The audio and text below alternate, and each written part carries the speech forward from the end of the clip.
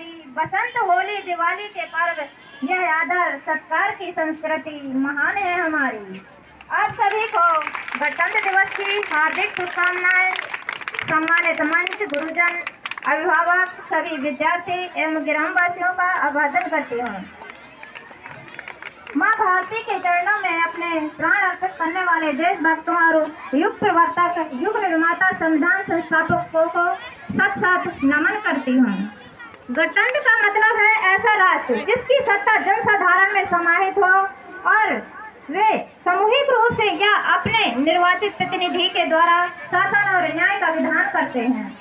गणतंत्र की बात कहने सुनने में जितनी आसान है, आज भी लागू नहीं हुई। गणतंत्र देश का चरित्र है। जब देश में प्रशासन और न्याय के विधान में सभी के साथ समता से व्यवहार हो, तभी उस देश को रिपब्लिक राष्ट्र कहा जाता है।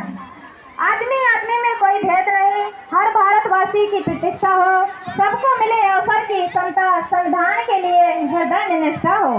बाबा साहब की नजरों में लोकतंत्र के लिए सबसे महत्वपूर्ण आवश्यकता और शिक्षा और जागरूकता नागरिक ही न्याय और अन्याय भेद स्पष्ट करता है। लोक विवेक लोगों में अन्याय के विरुद्ध खड़े होने की भावना जागृत करता है और न्याय करने की प्रेरणा देता है। बाबा साहब ने देश को याद दिलाया था कि भारत पहली बार 1947 में आजाद हुआ या फिर 26 जनवरी 1950 को। गणतंत्र बना ऐसा नहीं है, भारत पहले भी आजाद था और हमारे यहाँ अनेक रिपब्लिक भी थे, लेकिन अपनी ही गलतियों से अपने अतीत में आजादी भी हुई और रिपब्लिक करेक्टर भी गंवाया है।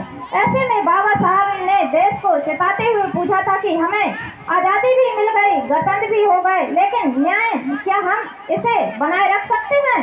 गणतंत्र के शुभ अवसर पर इकरार करते हैं, आओ अपने गांव की संस्कृति से प्यार करते हैं। भारत की युवा शक्ति देश का स्वर्णिम भविष्य है। देश के युवा नशों का बहिष्कार करें और शिक्षित होकर देश के नवनिर्माण में सहयोग करें।